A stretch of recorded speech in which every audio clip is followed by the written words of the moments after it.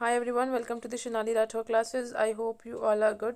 सो basically जैसे आपको पता है, हम अपनी कुछ प्रीवियस वीडियोस से सोवियत संघ के विघटन के कारण को डिस्कस करें point two point. So in this video हम जो है सोवियत संघ के विघटन के कारण का 7 पॉइंट पश्चिमी देशों की भूमिका और 8 पॉइंट गणराज्यों की राष्ट्रीय आकांक्षाओं को डिस्कस करेंगे। And basically, like, if you want to know the another topics or another points regarding this chapter or regarding this topic, so I'll mention the links of videos in our description box. You can go and check out there. Okay, so let's start our video. Now comes to our 7th point, पश्चिम देशों की भूमिका। जैसे जैसे पूर्वी Europe में लोकतांत्रिक सुधारों की प्रबल होती गई, जैसे से देखा जाए जो हमारे पूर्वी यूरोप के देश थे उसमें लोकतांत्रिक डेमोक्रेसी को लोगों ने टेस्ट करना शुरू कर दिया, सुधारों की जो मांग थी प्रबल होती गई। वैसे वैसे इन देशों को अमेरिका पश्चिमी राष्ट्रों का समर्थन मिलता गया। ठीक है, आपको डेमोक्रेसी चाहिए तो सपोर्ट करेगा आपको अमेरिका, तो सब अमेरिका और पश्चिमी राष्ट्रों का समर्थन मिलता गया। क्योंकि इनको डेमोक्रेसी चाहिए थी। पूर्वी यूरोप के लोगों को यह भरोसा था कि उन्हें पश्चिमी राष्ट्रों का आर्थिक और यहाँ तक कि राजनीतिक समर्थन भी मिलेगा। मतलब दे विल कॉन्फिडेंट कि ठीक है, अगर हम अमेरिका के साथ जाएंगे तो हमें सबको हर तरह का सपोर्ट मिलेगा, not about the economically but politically भी हमें काफ़ी ज़्यादा समर्थन और सपोर्ट मिलेगा। इस आशा ने कम्युनिस्ट तानाशाही के खिलाफ संघर्ष कर रही जनता का मनोबल बढ़ाया। तो इससे क्या हुआ, ये जो राजनीतिक सपोर्ट हुआ, ठीक है, जहाँ सपोर्ट मिलेगा, ये चीज़ें मिलेंगी, तो ये जो होप थी, इससे क्या हुआ, जो कम्युनिस्ट तानाशाही के खिलाफ जो संघर्ष चल रहा था उससे जनता और ज़्यादा हुई कि नहीं अब तो हम करेंगे, डेफिनेटली करेंगे। ठीक है, बिकॉज ये जो होप थी ना कि नहीं अमेरिका की तरफ जाएंगे, और पश्चिमी देशों की जो भूमिका थी वो बहुत इंपॉर्टेंट हो रही थी, होती जा रही थी एज अ पब्लिकली देखे तो। Now comes to our 8 point, गणराज्यों की राष्ट्रीय आकांक्षाएं। गणराज्यों की राष्ट्रीय आकांक्षाओं के कारण सोवियत संघ टूट गया। अब हर एवरीवन नीड्स एक्सपेक्टेशंस, हर किसी की एक्सपेक्टेशंस होती हैं हर किसी चीज़ को लेके। तो यहाँ पे गणराज्य, अब वो तो स्टेट है, वो तो गणराज्य है काइंड ऑफ, वो तो प्लेसेस है, तो उनकी तो कुछ ना कुछ एक्सपेक्टेशंस होंगी।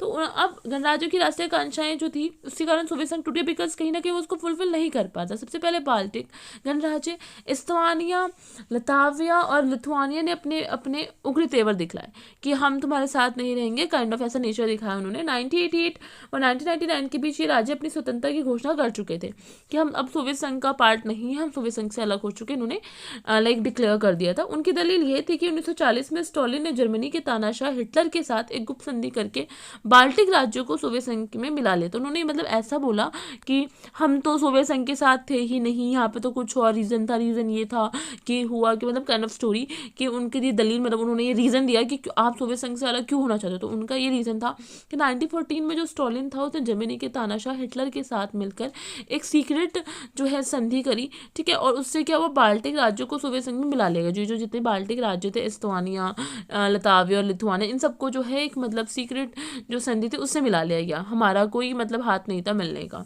1991 में जॉर्जिया ने भी अपनी आज़ादी की घोषणा कर दी। फाइनली 1991 में जॉर्जिया ने बोला कि मैं भी सोवियत संघ के अंदर इंटरफेयर नहीं करता।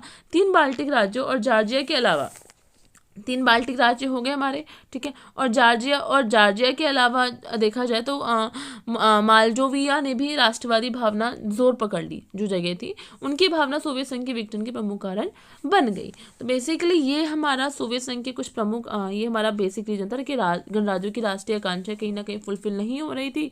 तो इस तरीके से गणराज्यों ने बोला कि हम खुद को लाइक सोवियत संघ के साथ नहीं जोड़ते और हम खुद को अलग करना पसंद करते हैं।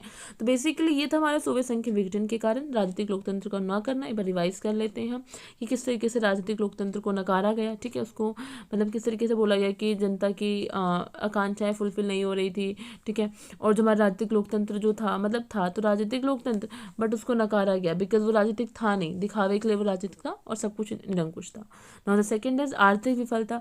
किस तरीके से सारा पैसा जो है वो अनदर काइंड ऑफ चीज़ों पे लग रहा था और जो प्राइमरी सोर्सेज है उनकी फुलफिलमेंट नहीं हो रही थी। ठीक है, और एक तरीके से मतलब जनता को जो है काफ़ी ज़्यादा इस पॉइंट पे डिसपॉइंटमेंट हो रहा था। ठीक है, और उसने पब्लिकली ट्राई भी किया गवर्नमेंट ने कि चीज़ें बेस्ट हो, बट नहीं हो पाई। सैनिकरण रीज़न था हमारा एक। सैनिकरण में ये था कि खुद को इतना ज़्यादा सैनिक वे में दिखाया गया, सैनिक दृष्टि से खुद को इतना ज़्यादा शक्तिशाली बनाया गया कि जो बाकी चीज़ें हैं वो डिक्रीज होती चली गई। ठीक है। अब पश्चिमी राष्ट्रों से सोवियत संघ की तुलना किस तरीके से पश्चिमी राष्ट्रों के साथ सोवियत संघ के जो नॉर्मल पीपल्स थे उन्होंने अपना कंपैरिजन किया और उनको लगा कि नहीं ये ज़्यादा बेस्ट है। गोर्बाचेव की नीतियाँ काफ़ी ज़्यादा सपोर्टिव थी, बट अकेले वन मैन चीज़ नहीं हो पाई बेसिकली। तो कहीं ना कहीं वो भी रीज़न था विघटन का। एंड पूर्वी यूरोप के में कम्युनिस्ट पार्टी कम्युनिस्ट व सरकार का पतन। जो पूर्वी यूरोप जो एक टाइम पे सोवियत संघ के अंडर था, कम्युनिस्ट पार्टी के अंडर था, वहाँ पे सरकारें जो थी वो उनका पतन हो गया। वहाँ से कम्युनिस्ट जो था कम्युनिस्टवाद को उखाड़ के फेंक दिया गया, इन शॉर्ट में बोलूँ तो। अब पश्चिमी देशों की भूमिका काफ़ी ज़्यादा बढ़ गई, मतलब लोगों को ऐसा लगा कि हमारी जो एक्सपेक्टेशंस हैं वो सारी पश्चिम देश पूरी कर सकता है। तो कहीं ना कहीं कम्युनिस्ट पार्टी को हम सपोर्ट क्यों करें। गणराज्यों की राष्ट्रीय आकांक्षाएं किस तरीके से गणराज्यों की जो राष्ट्रीय आकांक्षाएं थी वो बढ़ी, ठीक है। और आप इसको ऐसे भी लिख सकते हो कि मतलब लाइक विभिन्न गणराज्यों द्वारा स्वतंत्रता की घोषणा करना, ठीक है। So the main reason is कि ये नहीं है कि मतलब आप जो एग्जैक्ट कारण है उन पे वर्क करें। देयर वाज काइंड ऑफ कि आपको समझ में आना चाहिए कि what the thing is going on, कि चल क्या रहा है, टॉपिक के अंदर डिस्कशन क्या है। Okay, so this is our today topic, Soviet संघ के विघटन के कारण।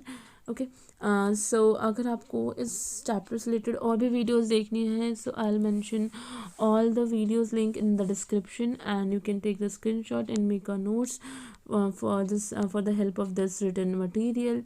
So yeah, if you have any doubts, so drop the drop the comment section, and if you like it video, so like it, comment it, and subscribe it, and share with your friends.